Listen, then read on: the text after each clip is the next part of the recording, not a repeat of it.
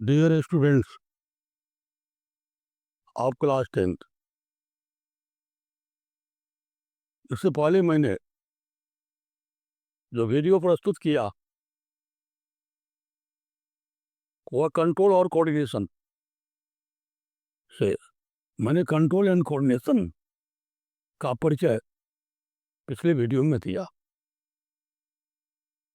अब जैसा कि हम सभी जानते हैं कि जितने भी जीव हैं सबों में कंट्रोल एंड कोऑर्डिनेशन होता है। किसका कंट्रोल होता है, कोऑर्डिनेशन किस में होता है?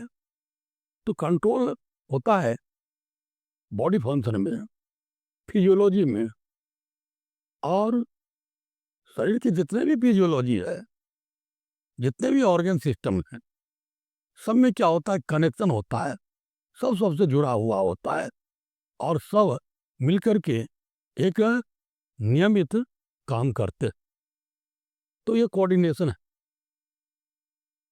तो उस कंट्रोल और कोऑर्डिनेशन के तहत मैंने बताया था कि प्लांट्स में भी कंट्रोल एंड कोऑर्डिनेशन होता है और एनिमल्स में भी कंट्रोल एंड कोऑर्डिनेशन होते हैं। तो मैंने एनिमल्स में कंट्रोल कोऑर्डिनेशन के बारे में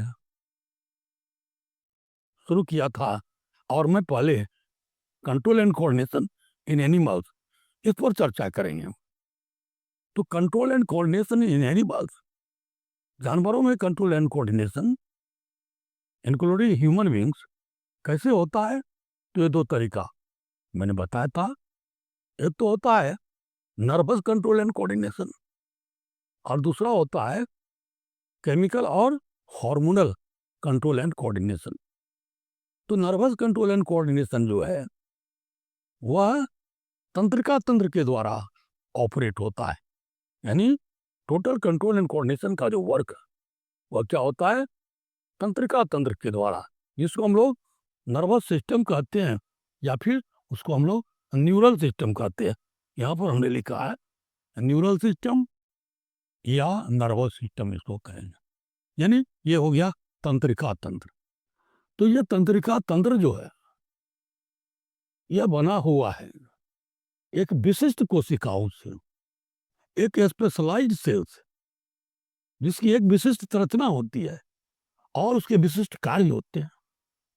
ऐसे सेल से बने और ऐसे सेल्स को क्या कहते हैं, ऐसे सेल्स को हम लोग नर्व सेल कहते हैं या फिर न्यूरॉन कहते हैं। तो नर्व सेल का मतलब हुआ तंत्रिका कोशिका या फिर उसको न्यूरॉन कहते हैं। तो नर्व सेल और न्यूरॉन दोनों तंत्रिका कोशिका कहलाते हैं। और ये तंत्रिका कोशिका यानी नर्व सेल क्या करते हैं? तो नर्व सेल डिटेक्ट करता, डिटेक्ट का मतलब पहचान करता, रिसीव फिर उसको ग्रहण करता और ट्रांसमिट करता है, मतलब उसको ट्रांसफर करता है। किसको? तो डिफरेंट काइंड्स ऑफ स्टिमुलाई, विभिन्न प्रकार की जो स्टिमुलस है, उद्दीपन है, उसको ये नर्व सेल क्या करता है, डिटेक्ट करता है, पहचान करता है किस तरह का स्टिमुलस है, फिर उसको रिसीव ग्रहण करता है और फिर उसको ट्रांसमिट करता है। कहाँ ट्रांसमिट करता है? तो उसको सीएलएस में, ब्रेन में भेजता है, फिर वहाँ से उसका जो मैसेज या ऑर्डर है उसको लाता है और इफेक्टर पर पहुंचाता है। तो ये काम है किसका? न्यूरॉन्स का और नर्व सेल का। यहाँ पर लिखा गया the nervous system of all animals are made up of highly specialised cells, है ना। नर्वस सिस्टम जो है सभी जानवरों का, है ना, हाईली स्पेशलाइज्ड सेल से बना हुआ, मतलब बड़ी विशिष्ट कोशिकाओं से। और ये विशिष्ट कोशिकाएं चाहे नर्व सेल और न्यूरॉन, न्यूरॉन का क्या काम है मैंने बताया। नर्व सेल क्या करता है? ये डिटेक्ट करता है, प्राप्त करता है और फिर उसको ट्रांसफर करता है स्टिमुलाई को, उद्दीपन को। कहाँ पर? मस्तिष्क में भेजता है, ब्रेन में, फिर ब्रेन से फिर जो है उसकी जो मैसेज है ला करके इफेक्टर पर यानी ऑर्गन और टिश्यू पर देता है। तो इस तरह से ये हमारे नर्वस सिस्टम है। या एक शब्द में संक्षेप में क्या है, तो नर्वस सिस्टम क्या है? नर्वस सिस्टम क्या है? हमारे शरीर में जो सेंसेशन है ना, सेंसिटिविटी है, उसका कारण क्या है? ये नर्वस सिस्टम। जितने भी बॉडी फंक्शन है, जितने भी हमारे शरीर में फिजियोलॉजी हो रहे, वह सबका कंट्रोल कहाँ पर होता है? नर्वस सिस्टम से होता है। और हम सभी जानते हैं कि हमारे शरीर में मसल्स, और हम पढ़े हैं क्लास 9th में, ये मसल जो है ये 3 प्रकार का है। एक है स्केलेटल मसल, जिसको वॉलंटरी मसल कहते हैं।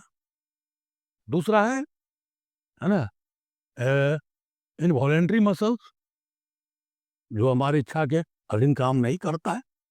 और तीसरा है कार्डियक मसल्स। तो ये सारे मसल्स जो है वह क्या है? नर्व सेल के द्वारा ही क्या होता है? ऑपरेट होता है, काम करता है। वॉलंटरी मसल्स हम लोग के इच्छा अनुसार काम करता है, इनवॉलंटरी हमारी इच्छा के अनुसार नहीं करता है। कार्डियक भी इनवॉलंटरी है। तो ये सभी नर्वस सिस्टम के द्वारा कंट्रोल होते हैं। तो देखेंगे कि ये जो नर्वस सिस्टम है, या जो इनवर्टिब्रेट्स है, लोअर इनवर्टिब्रेट्स है, उस लोअर इनवर्टिब्रेट्स में जो क्या है लेकिन हाईली डेवलप्ड नहीं है। इंसेक्ट्स में ब्रेन सिस्टम का निर्माण हो चुका है, गैंग्लिया और ब्रेन भी है। फिर हायर जो कॉर्डेट्स वर्टिब्रेट्स है, उसमें क्या है? वेल डेवलप्ड नर्वस सिस्टम है। क्या है? वेल डेवलप्ड नर्वस सिस्टम है। और ये नर्वस सिस्टम क्या है? तो spinal cord, brain, spinal cord और नर्व फाइबर्स, 3 से मिलकर के बना हुआ है नर्वस सिस्टम, है ना। चाहे ब्रेन, स्पाइनल कॉर्ड और ये तंत्रिकाएं, नर्व फाइबर, तीनों से मिलकर के क्या है? हमारा जो मस्तिष्क है, मतलब ये सिस्टम जो है नर्वस सिस्टम, ये बना हुआ है। और हमने बताया कि वर्टिब्रेट्स में ये नर्वस सिस्टम उच्च स्तरीय है ना, वेल डेवलप्ड। तो देखेंगे कि नर्वस सिस्टम के प्रकार कितने। तो नर्वस सिस्टम को 2 मुख्य भागों में विभक्त किया गया। तो पहला नर्वस सिस्टम है, वह क्या है? सेंट्रल नर्वस सिस्टम, जिसको CNS कहते हैं, सेंट्रल नर्वस सिस्टम। और दूसरा है, वह है पेरीफेरल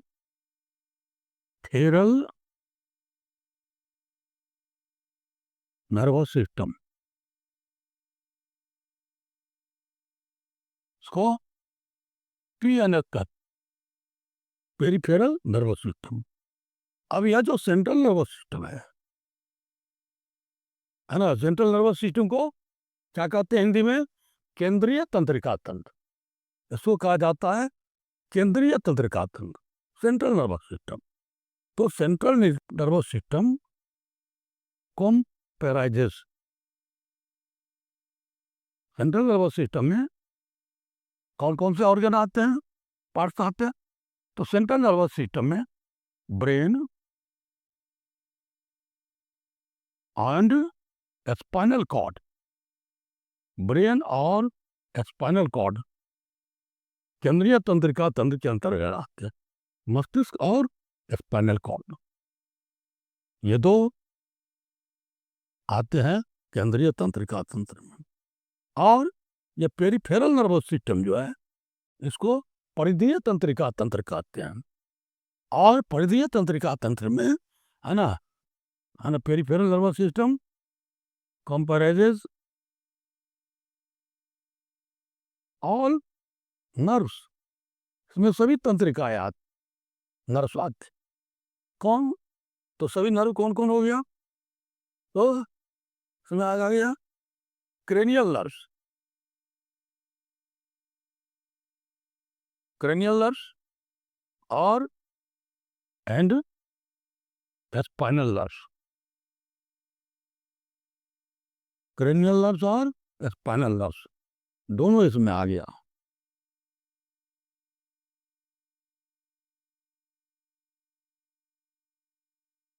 क्रेनियल नर्व और स्पाइनल नर्व, यानी जो मस्तिष्क से तंत्रिकाएं निकलती है उसको क्रेनियल नर्व्स कहते हैं, और जो स्पाइनल कॉर्ड से जो तंत्रिकाएं निकलती है उसको स्पाइनल नर्व्स कहते हैं। तो ये क्रेनियल नर्व और स्पाइनल नर्व मिलकर के क्या करता है, यह पेरिफेरल नर्वस सिस्टम बनाता है। वैसे पेरिफेरल नर्वस सिस्टम में जो नर्व फाइबर्स वह दो प्रकार का होता है। एक तो होता है एपेरेंट नर्व फाइबर, और दूसरा होता है इपेरेंट नर्व फाइबर्स। एफरेंट जो नर्व फाइबर्स है, ये एफरेंट नर्व फाइबर्स क्या करते हैं, यह टिश्यू ऑर्गन्स मैसेज को लेकर के वो कहाँ ले जाते हैं, सीएनएस में ले जाते, केंद्रीय तंत्रिका तंत्र में ले जाते, अर्थात मैसेज को कलेक्शन करके, स्टिमुलस को कलेक्शन करके ये क्या करता है, सीएनएस में ले जाते हैं, यानी ब्रेन को देते हैं। और फिर एफरेंट जो नर्व फाइबर्स है वो क्या करता है, वह वहां से रेगुलेटरी मैसेज को लेकर के, है ना, जो वहां का ब्रेन के द्वारा तैयार किया हुआ जो ऑर्डर है, आदेश है, उसको लेकर के ये कहां पर लाता है, टिश्यू और ऑर्गन पर, यानी इफेक्टर पर लाता है। कहां लाता है, इफेक्टर पर, जहां पर क्या होता है, वह जो इम्पल्स है वापसी वाला मैसेज जो है वो क्या करता है, वहां पर डिस्प्ले होता है, यानी टिश्यू और ऑर्गन क्या करते हैं, वहां पर काम करते हैं, मतलब according to brain message. Brain जो बना के मैसेज दिया है ना, उसका जो है फंक्शन कहाँ पर होता है, इफेक्टर पर होता है।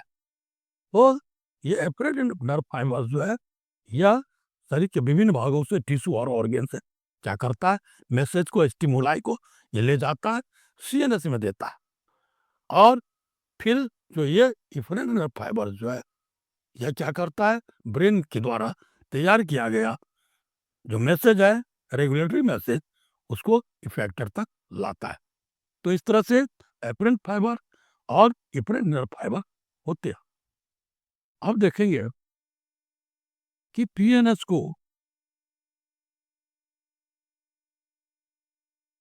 को दो भाग में आगे विभक्त किया गया। तो पीएनएस का दो प्रकार कौन कौन है, तो पीएनएस का दो प्रकार है, कौन कौन,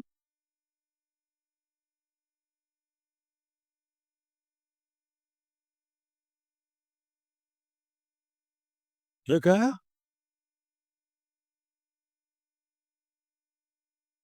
सोमैटिक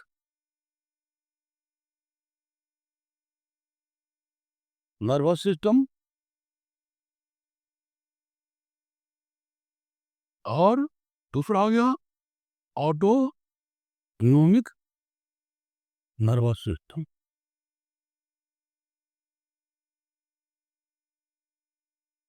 तो ये सोमैटिक नर्वस सिस्टम क्या है, यह सीएनएस से मैसेज को क्या करता है, यह स्केलेटल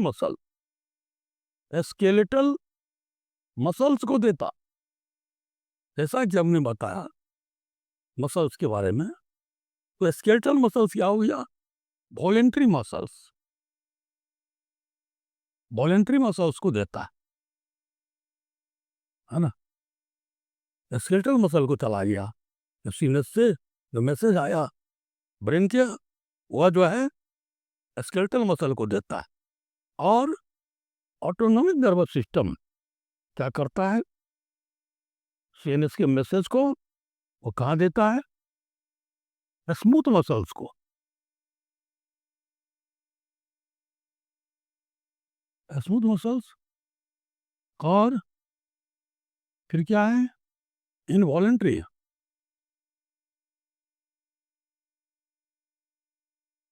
मसल्स को देता है। तो ये हो गया सोमैटिक नर्वस सिस्टम और autonomic nervous system.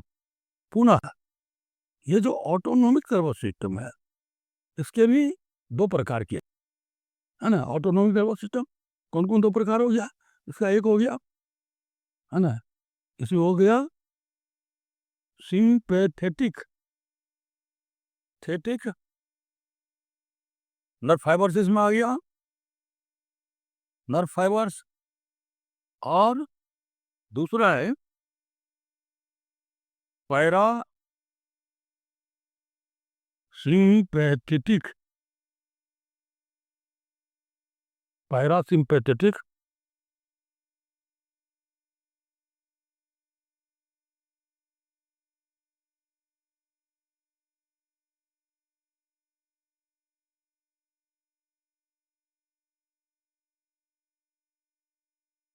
Sympathetic nerve fibres.